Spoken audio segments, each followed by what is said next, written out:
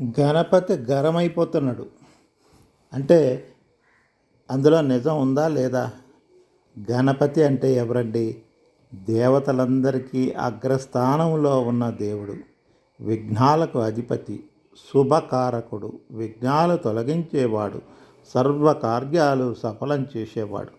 మన జీవితంలో ఏ పని ప్రారంభించినా గణపతి ప్రార్థన చేయకుండా ప్రారంభించం.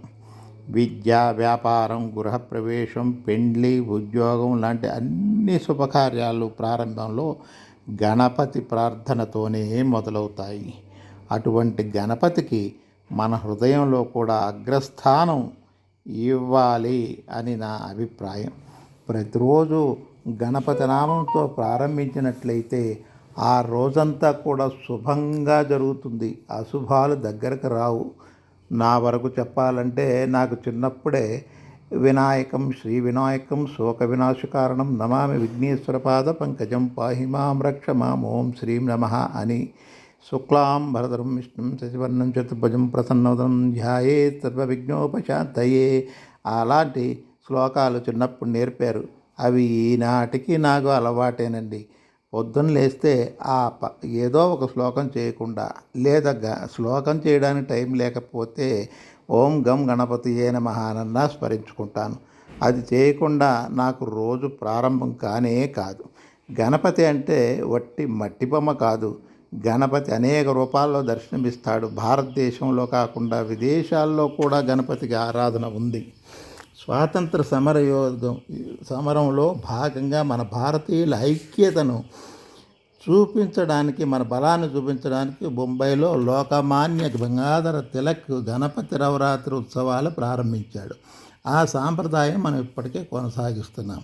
గణపతి పట్ల మనకి భక్తి శ్రద్ధలు ప్రకటన చేసుకోవడానికి భక్తి ఉంటే చాలు, వినయ విధేయతలు ఉంటే చాలు. భక్తితో ప్రసాదాలు నివేశిస్తే ఆయన సంతోషిస్తాడు. అంతేకాని సినిమా పాటలు, బూతు పాటలు, గెంతులు, డప్పులు, కేకలు, అరుపులతో అర్ధరాత్రుల వరకు చేసే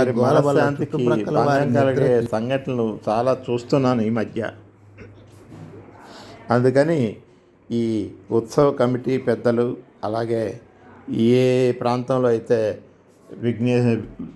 విఘ్నేశ్వరుని పెట్టారో ఆ ప్రాంతంలో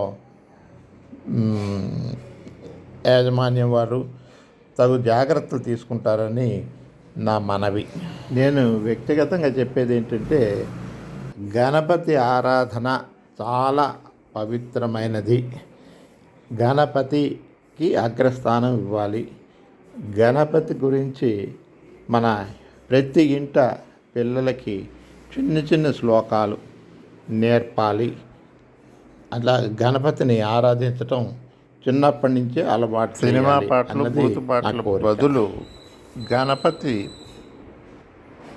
స్తుతిస్తూ ఎన్నో భక్తి పాటలు పిల్లల చేత పాడించగలిగితే ఆ ప్రతి చోట పండగ చాలా చాలా ఆనందంగా, సంతోషంగా గడుస్తుంది.